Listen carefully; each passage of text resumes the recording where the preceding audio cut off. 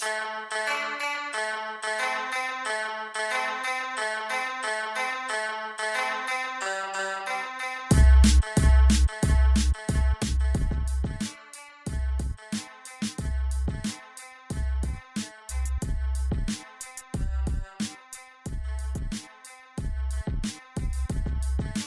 everybody, what's going on? This is Ray Hernandez, and it's time for another episode of Behind the Bag.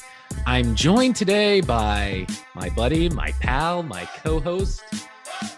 I think he's here. Johnny Ice. Johnny? I'm here.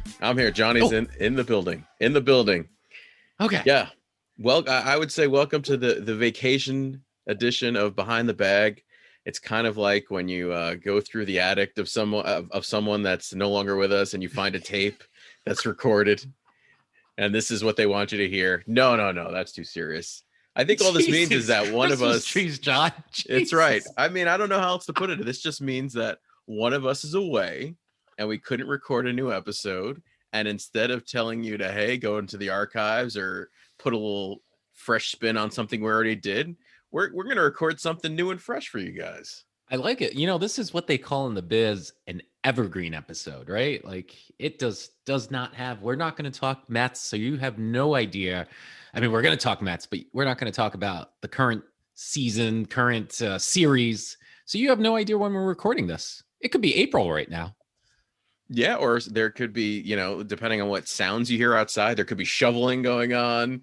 You don't know. You don't know. This is the mystery episode, and which is apropos because this is a bit of a mystery episode, right, Raymond? It is. If you'll remember, I think it was episode 2 or 3, we did a potluck where we literally did a number randomizer and picked out random players out of the old hat and talked and freestyled. We're going to do that today with Memorabilia.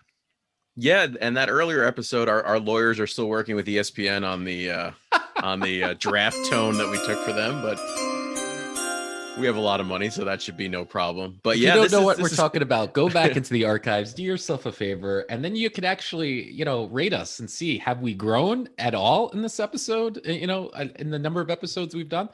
For all we know, John, we may be filming this right now, right after we did that episode, because people don't know. They don't know. That's part of the mystery.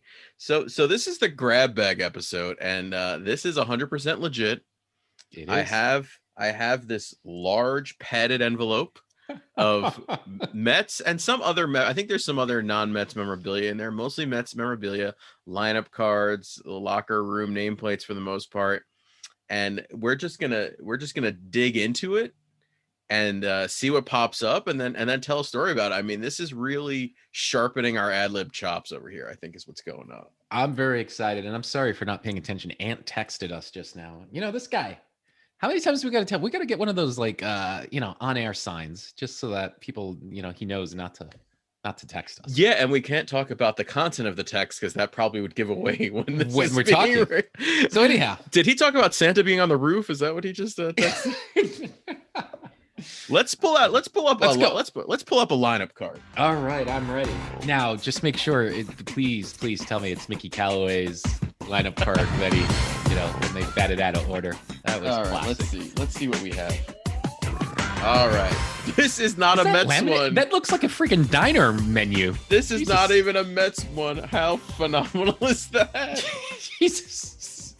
It's the Marlins and the Tampa Bay Rays from 2012 in Tropicana Field. Wow. Were you at that game, or is this just a random purchase? This was one of those things where, when we were talking about making relationships with the memorabilia guys. Yes. I figured Tampa Bay had a pretty, they used to do grab bags. Literally, you pay $50 and get any game used jersey they wanted to give you. Wow. So I kind of established a little thing with them. Who knows what I paid for this? Jose Reyes is in the starting lineup for the Miami Marlins, though, just in case you're wondering. There's always a Met connection, my friend.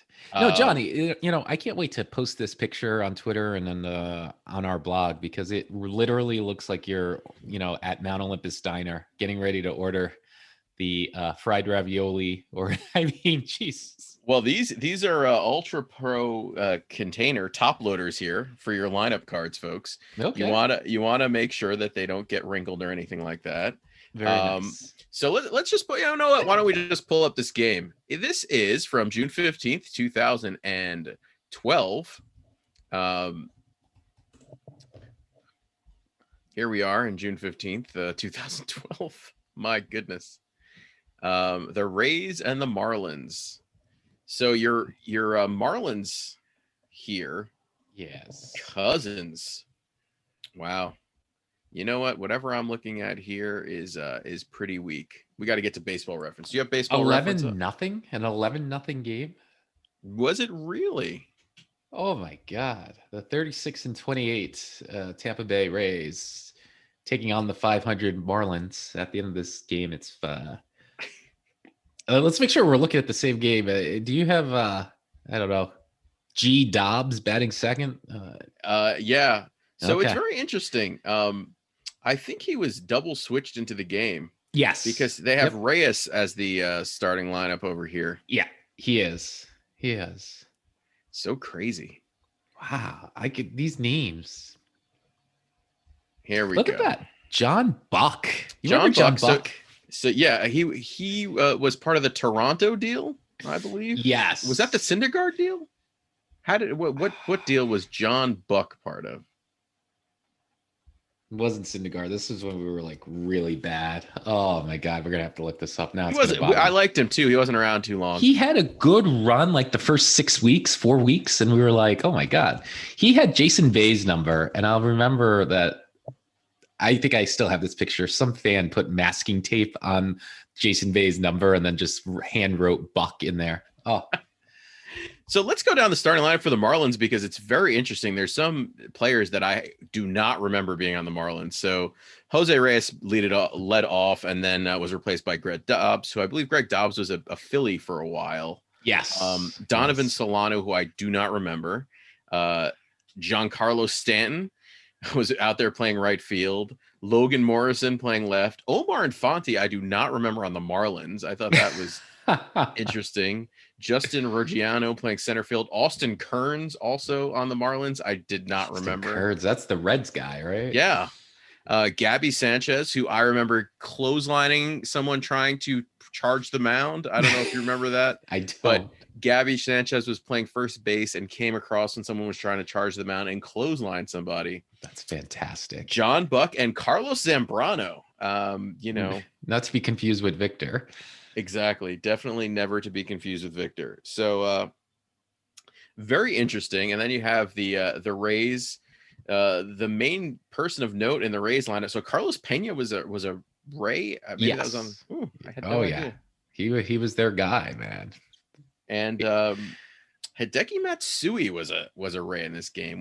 Took an 0 for 5 and ended up hitting 175 at the time. So really interesting. Of course, the one thing I pick is not a Met one. So we'll do another lineup card. How about that? All right. Sounds like a plan. I don't even remember. Just going back real quick, Hideki Matsui was with the Rays. Wow. That's very sad. He was with the Angels at some point, right? Yeah. How about the Rays with catcher Jose Lobaton, former Met? Let's count the former Mets here. I mean, Jesus. Anyway. All right, let's see what's right behind this one. All right, we've got a Met one. All right. Here's the next Mount Olympus diner right here. We've got Dodgers at Mets. This is July 26th, 2015. It's a DeGrom game. All right. So here we go. We're going to go check out July 26th, 2015. I think I went to DeGrom's next start. I'll have to look that up. Really? Because I remember seeing him pitch against the Giants. Although that may have been 2014. It may have been 14. July 26th. Here we go. 2015. This is. I think that's actually. Is that the game that Kelly Johnson hits a home run? It was like his first game, or Uribe's. Uribe replaces Johnson in this game. Okay, I think in the lineup. We're gonna test the knowledge here. I think Johnson hits a home run in his first game. Here we go. Just a little heads up here. We got a little Terry Collins autograph at the bottom for those. Nice. That's how these work. The really cool if you've never had a game used lineup card, because you see all the changes. Apparently, Fieldon Colbreth was the second base umpire. Manny Gonzalez on home plate. But the Mets lineup: Curtis Granderson, Ruben Tejada playing third base. Giving David a day off. Well, actually, David was hurt. Yeah. David was not around till late August there. Yeah. Well, this is what's interesting. So my lineup card has a Murphy, and how come it's not on the Baseball Reference? I'm on the wrong game, scratch. Late scratch. I'm on the wrong game. I'm trying to find 2015 here. Jeez, this is hard. This isn't as easy as we thought it'd be. I was on the wrong game after all that. All right, July 26th. Okay. All right, we've got Granderson, Tejada playing shortstop, which makes much more sense. Daniel Murphy, Kelly Johnson, and was hitting cleanup that game. Oof. Are you kidding me? You said July 26th? July 26, 2015. Okay. Yeah, it's Sunday. Oh, is this the Uribe walk-off? This might be the Uribe walk-off game. Well, Henry Mejia got the win. So, and Familia had the blown save. Poor DeGrom gives up 0 in 7 2/3. Familia pitches 1 1/3 and gives up 2 runs on 3 hits. Yeah, this is the game. Juan Uribe gets the walk-off single. I remember this day like so vividly. I saw the Uribe walk-off because I was at my parents' house, and somehow, some way, you go to pay them a visit, and we wound up moving a couch. I think we actually had to take a saw onto the couch to split it. There's always a saw involved in your stories. That's all I can tell you. Anyway. Look at this bullpen, though. If you look at the available pitchers, Sean Gilmartin. we don't talk about that. Yeah, Torres, Parnell Robles, Carlos Torres, and Logan Verrett. But that's always the downside, Ray, of the game use card is your starting pitcher ends up getting scratched out at some point because he ends up getting replaced. Oh my God. Look at that matchup. This is actually talk about foreshadowing. Zach Greinke against Jacob deGrom. Greinke gives up 2 runs over 7, deGrom nothing over 7 2/3. And if you fast forward to the postseason, game 5 is deGrom against Greinke. Wow. And Jimmy Rollins as a Dodger. God almighty. Yasiel Puig took 3 strikeouts in this game. Good old Yasmani Grandal was in this game. I just love that name. Carl Crawford, on the downswing of his career there, but a really interesting game. And listen, let's not forget this. Everyone talks about it, but I guess talks about it is the way to say it. That 2015 team, when we got Kelly Johnson and Juan Uribe, that was really the first domino to fall in terms of reshaping the team. I mean, you look at the lineup that you have in your hands. Your outfield is Neuenhuis, Granderson, and Conforto. But Conforto is like less than 30 days into his career. I mean, that is probably the last lineup card you'll see that before the lineup totally gets transformed. And just real quick, looking at our catching situation, and we had talked about this at one point. It was Plawecki and Recker were our catchers at the time. So wow, that was definitely a weak spot for us. Raymond, would you like to do another lineup card, or we want to get into a let's get to a name. I can't believe you. But so you buy these nameplates? Is that the deal? Yeah. I do. Let's see if this is something or if this is nothing. Where do you get them? eBay or the Mets memorabilia? These were through the Mets, yeah. Oh, yes. You sound like Macho Man just there. Look at this one I bought. I don't know if this was ever used. I think we were at the game that he was warming up. So this I pulled a number 19 Scott Erickson from opening day 2004, which I don't think there was actually another game he was around for. I think he was scratched from a warm-up in his first game he was supposed to pitch for the Mets, and then that was it. Well, he made 2 game starts that year. He did make 2 starts. Okay. His ERA was 7.88. Oh, solid. A solid, over 8 innings pitched. So I don't, he didn't really go deep into any of those. This one, I couldn't resist but pick up because I'm like, this is pretty iconic because that was the end of the road for, oh, look at me saying it's the end of the road. He was picked up by Texas, LA, and the Yankees. Yes. Scott Erickson. Never with an ERA under 6 either. Wow. I remember him on the Orioles. Yes, I think he was married to like a supermodel or something, wasn't he? No, she was a big time sports reporter. Was it Lisa Guerrero? I think. Yes, Lisa Guerrero. They married this year, 2004, by the way. Yeah, Scott Erickson. Well, apparently he was charged in connection with a hit and run in January 2021. So shout out to Scott Erickson. But oh my God, really crazy because I think that's what happened is he made a couple starts and then was scratched. I don't know why I want to think it was a game that we had gone to, but this might have been before the tradition. But God, yes, I think so. This is just recently. This is 2021. Yeah, 2021. Yeah. Wow, it's legit. Let's see. Do we have a bag of wine of? Well, you hear a little shuffling in the background. My goodness, where are they? All right, let's put our hand in here. Be careful. Be careful what's going to come out of the box. Oh, all right. Opening day 2005. That's a good one. Wow. Yeah, I forgot I had these things. Good Lord Almighty. Wow, that's a good one. This is number 30, Cliff Floyd. 2005 Cliff Floyd. How are we looking in 2005 with Clifford? The 2005 Cliff was hurt a lot in 04 and 03 because at one point he made airwaves when he called Port St. Lucie that hole. I don't want to go back to that hole again. Send me back to that hole. I remember that.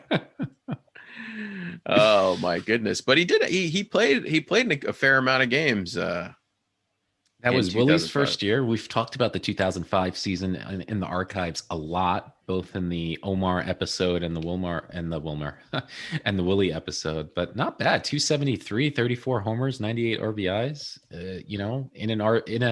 in an outfield with Carlos Beltran. I mean, that's kind of the beginning of, I don't want to say the beginning, but you're feeling real good heading into the 2006 season that the dominoes are there. And obviously in 2006, Cliff was, injured a lot.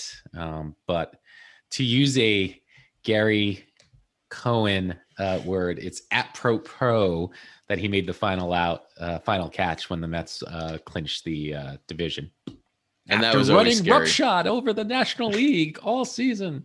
The Mets finally have a title to show for it, His catch was made a little less nerve-wracking than Timo Perez's catch, but nerve-wracking nonetheless. Let's talk about Cliff for a quick second. Maybe someday we'll do a Cliff Floyd episode. I don't think he gets his due because the team was so bad during his tenure, at least the start of his tenure.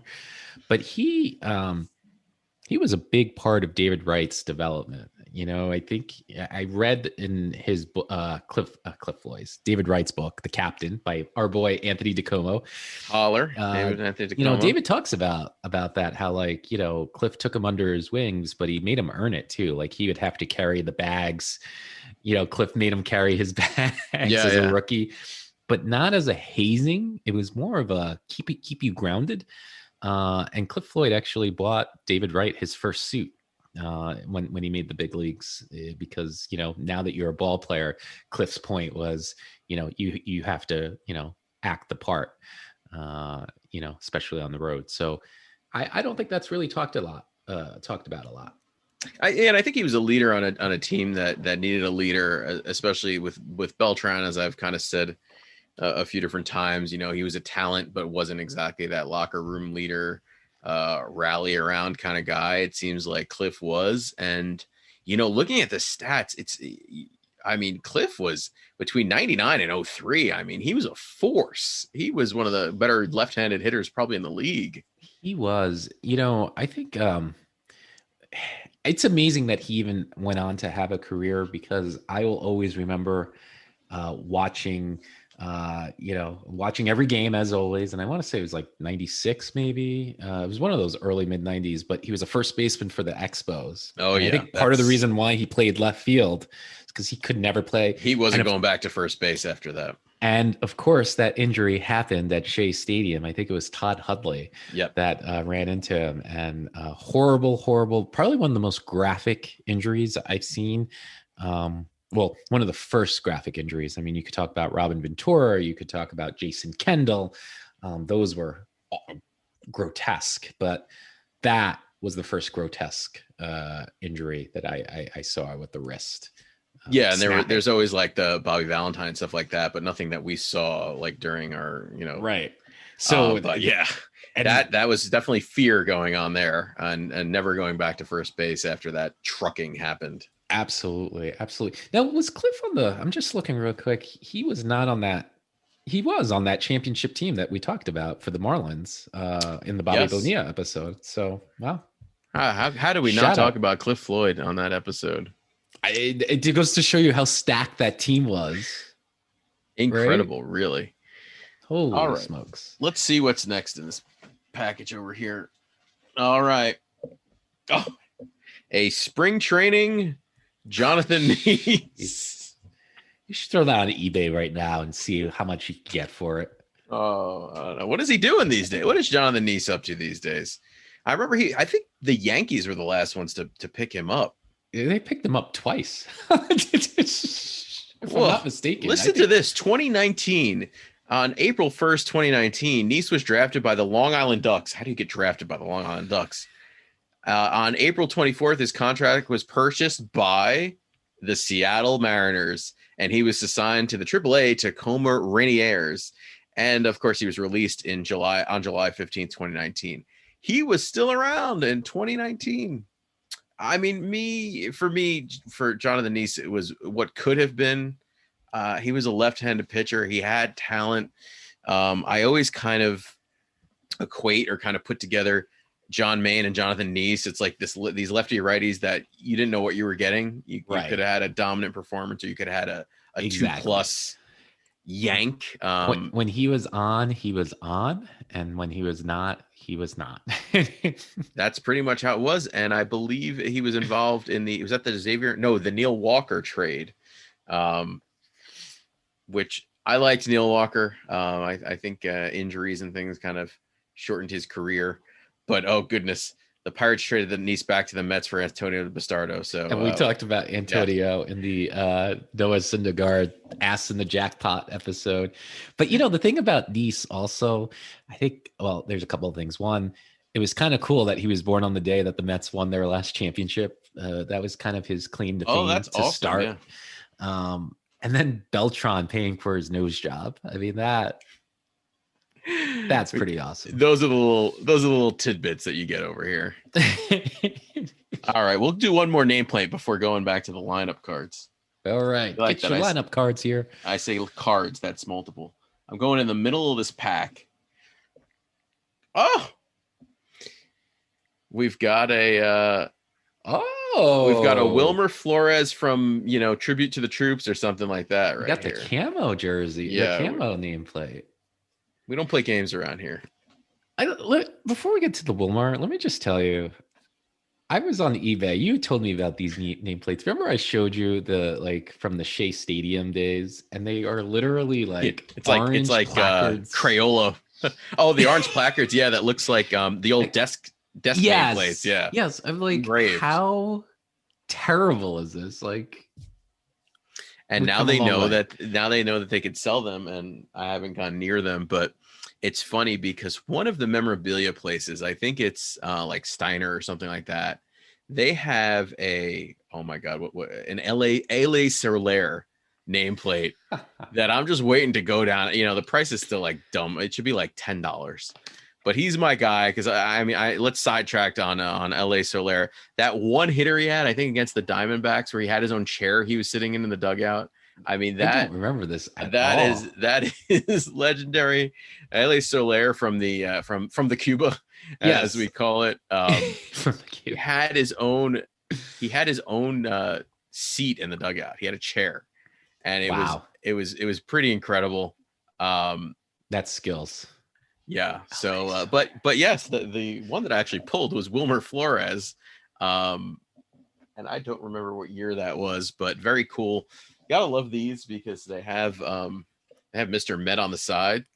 It's that one is interesting because it just looks like a flimsy piece of like cardboard laminated. Oh yeah, they don't get better. Let me tell you, they don't get better than that. Wilmer, we will do an episode on Wilmer, but we've talked about him many times in the past, most recently in our Brewers post, not actually a podcast. There was a post on our thing where we were at 2 of the 3 walk-offs, and that walk-off homer. He always had a knack for the walk-off. That's the thing about Wilmer. In many ways, he's like this guy. Again, we're not gonna tell you when we're recording, but this player, Jose Peraza, he reminds me of Wilmer a little bit, like kind of the clutch hitter. And it's good to see Wilmer doing really well right now in San Francisco. Yeah, and just to rewind to put a bow on the LA Soler, because one of our listeners is going to buy that and mail it to me. But it was a 2-hitter, and it was Arizona in June of 2006. I don't know why I remember these things. Well, but 2006 was a very special year. Exactly. And fun fact, Lastings Millage got his first career stolen base on that game. So how about that? And that was also the first game for Eli Marrero, who was acquired for Kaz Matsui in a straight dump right there. Both the 2-way dump. Yeah. All right, let's go. We'll go to lineup card. Let's see if we can get another Tampa Bay lineup card in here. I still can't believe you have a Tampa lineup card. That's all right. Here we go. 2014. Is that okay with you? Yeah, Phil Cuzzy was the first base hump. That's all I can tell you. I like Phil. He's got the big schnoz. He reminds me of like an uncle I have. So this is August 15th, 2014 right here. Dun, dun, dun, dun, not a special. Not a special. I think in 2014, the thing that was most special was Jacob's run for National League Rookie of the Year. That was what ended there. Was Harvey was doing his thing. Well, no, Harvey was out in 14 with the Tommy John. Syndergaard was nowhere to be found. So there really wasn't. 2014 Mets weren't really anything special. 79 and 83. Yeah, I'm wondering why. Because there are specific reasons I got some of these. Like, for example, one of them was a really long game, and I wanted a lineup card from like a game with a lot of changes, and then you realize it's just a marked up lineup card. Like, oh. Imagine if you had you should find the lineup card for that. Remember we did Mike Pelfrey's first save. Yeah. 18 inning game, 20 inning game against the Cardinals. Maybe that's what I have. Who knows? What day is this? This is August 15th, 2014. It was a Zach Wheeler game. Zach Wheeler gets the win over Travis Wood. Save goes to Henry Mejia. Wow. And let's see. Home run from Eric Campbell. He did all the damage in this game, it looks like. Yeah, 3 RBIs for Eric Campbell. Weird lineup. We did have David Wright, but Curtis Granderson, Daniel Murphy, David Wright, Lucas Duda, Travis d'Arnaud, Eric Campbell, Juan Lagares, Wilmer Flores playing short, who we were just talked about. Oh, my God. Zach Wheeler. And a pitcher gets into this game that I have the locker room plate, and I told Ray it was going to be the first one. Vic Black gets into this game. You just wanted to get a Vic Black reference somehow, some way. You're damn right I did. I forgot Urias was setting up for Henry Mejia during these days. Yeah, isn't that crazy? Isn't that? Oh my God. Now, what do we are these left, right, and switch? Is that the colors that we have on here? Must be, right? Is Yeah, I mean Alcantara a switch hitter? every manager is different, but I think that's how Terry used his. There it is. There he I think it comes. was I think it was either Willie or Jerry Manuel. I can't remember, but I remember seeing a card where it's the highlighter. Yeah. Like he used highlighters. Whoever the manager was would use highlighters instead of crossing names out. Could have used a highlighter on this one, let me tell you. I tell you, I look at that lineup, I'd be asking for a refund. Wow, and I'm out here getting the game used lineup for it. Oh my goodness. All right, let's see what's next on the lineup card list. Well, while you pull that out, I just want to while you find a new lineup card, look at some of these batting averages from that game. Curtis Granderson's hitting 222. And this is August, folks. This is not April, right? This is Travis d'Arnaud's hitting 230. Wilmer Flores is hitting 231.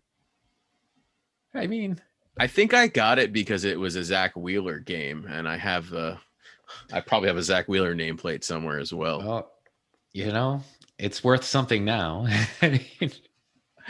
Get it while it's hot. Was this his rookie year, Zach Wheeler? No, I think he was 13 or 12. 13, yeah. 13 when we traded Carlos. So yeah. Adrian Johnson was the third base umpire. And as we know, Adrian Johnson, was the third base umpire in Santana's no-hitter, where he missed that fair flash shout out ball. to Adrian Johnson. So shout out to Adrian. Oh my God. Props. I said I was talking about a refund. I mean, 25,000 fans were at that game. So, folks, if that's not proof that Citi Field's not the best stadium or one of the best stadiums, this game should prove it that, 25,000 fans would go see a 58-62 team with that lineup in the middle of August. So this right here is the last lineup card that I got. And it's actually this is the old one, which is really special. Oh, wow. This is July 6th, 1992. Holy smokes. And it's got Bobby Cox just signed it right in the middle. There was no line for signature anymore. So this is actually an Atlanta dugout. That's Mets beautiful. versus Braves, July 6th, 1992. With some amazing names in the lineup. I mean, really, really incredible. Wow. I came across this fairly recently, kind of by accident. And where did you get that one? This is an eBay one. Wow. Yeah, but the way it was listed, it was kind of like weird descriptions. So I don't maybe it just didn't come up. But the Mets won this game 3-1. But just look at this lineup. I mean, let's start with the Braves because I respect the Braves. Deion Sanders. The start of their run, right? Is this the team that goes worst to first, or was that the 91 team? That's the 91 team. I'm sorry, that's 91. This 92, is definitely 93 during is the Toronto. run. Yeah, they lose to Toronto back to back year. Yes. So wow. Deion Sanders is leading off. Jeff Treadway, who I don't remember, was playing second, but Mark Lemke, who was a really big prospect for them and never really turned out that great. He was batting second. Terry Pendleton, Dave Justice, Ron Gant, Sid Bream, who we talk about with the Pirates or whatever. We go through the Pirates and the Bobby Bell episode. Yep. Brian Hunter pinch hit. I think this is early in Brian Hunter's day. So they had two football players, right? Brian Hunter. So that's rare to have two NFL football players on the same roster. I mean, what a team! And Steve Avery was pitching this game. So we had a chance. Out of all the guys, big Otis Nixon, Mr. Cocaine case himself. So the real story here. Well, we'll just say Steve Avery goes 7 innings, giving up 5 hits and 1 run, striking out 7. The Mets had David Cohn on the mound, 7 innings, 9 strikeouts, 7 walks. The game has changed, folks. Can you imagine giving up 7 walks? 7 walks. And who was he replaced by? Jeff Innes. There, we got to get a Jeff Innes reference in there. But look at that. Wait a minute. Hold on. David Cohn, 142 pitches tossed. Oh my God. I just Look 72 strikes. That's how you walk 7 guys. 142 pitches. Leave them out there. That is no wonder Jeff Torborg lost the team. I mean, look who got the save. Lee Gutterman.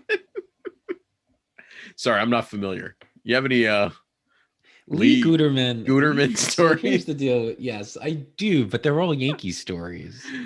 I don't know about you, but like, you know, we've talked about this. I grew up with my grandfather and my great grandfather, and you know, the especially in the early 90s when the Mets were kind of that team in transition, the Yankees were no better, but we didn't have cable, and the Yankees would always play on WPIX. Yep, that's basic broadcast TV. Broadcast right? TV. Yeah. But so, you know, we would wind up watching Yankee games, believe it or not, with Phil Rizzuto, and Lee Guterman used to be like rubber arm Lee. And I remember he had that big bushy mustache, and he was lefty.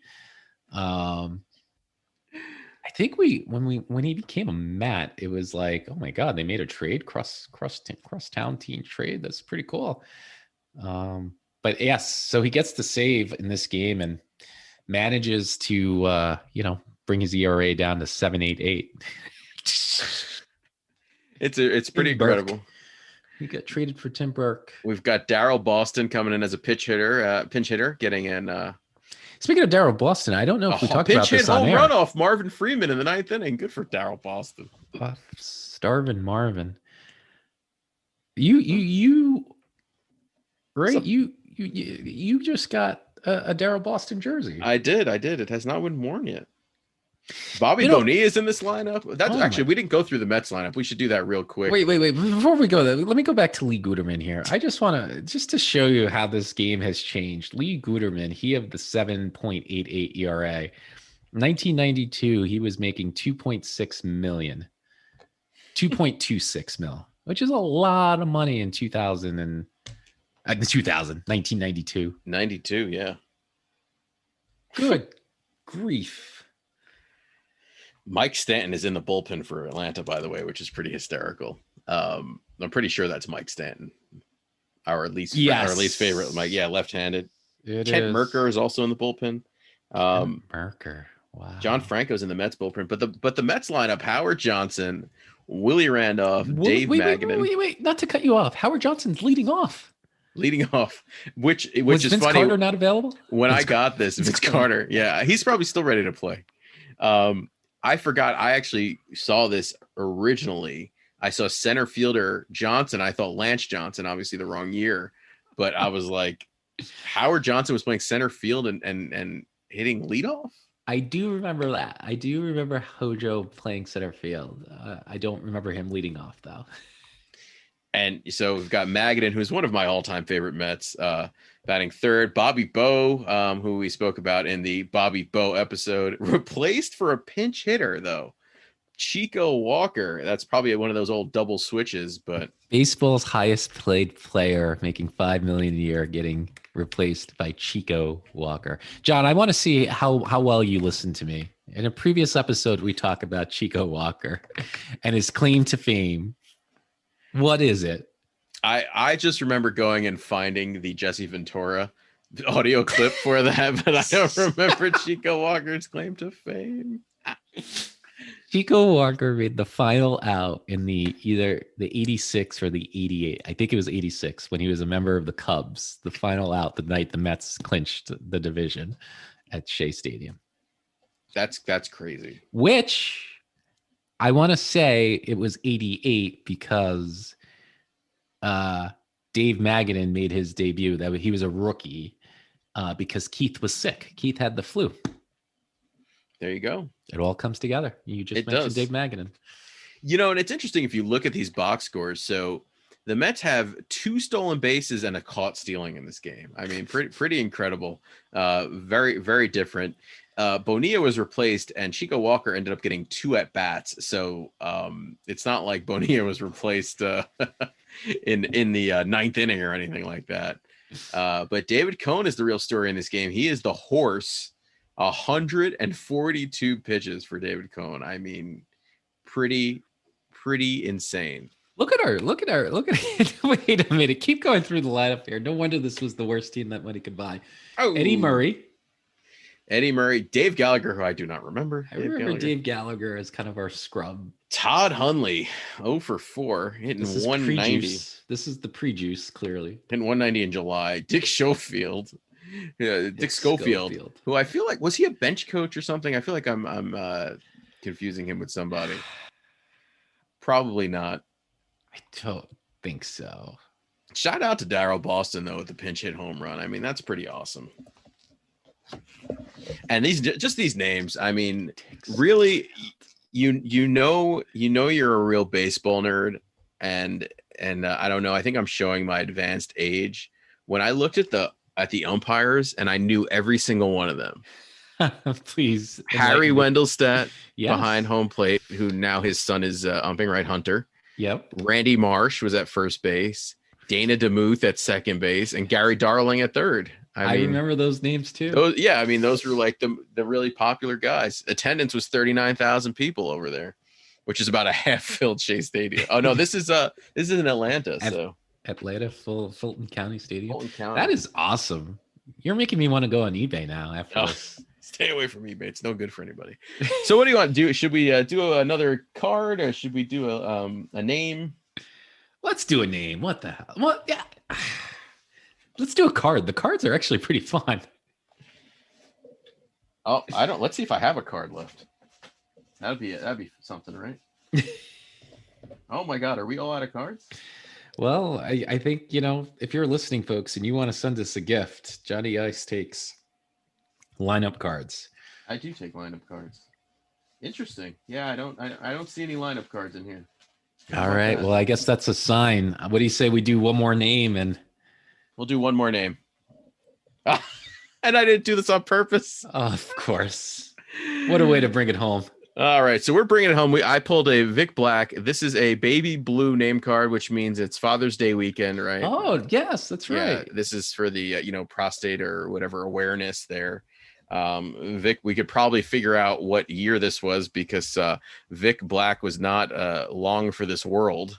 When we got him, he was kind of the high promise, huge, right? Yeah. Like he was going to be the closer of the future. And then it all disappeared.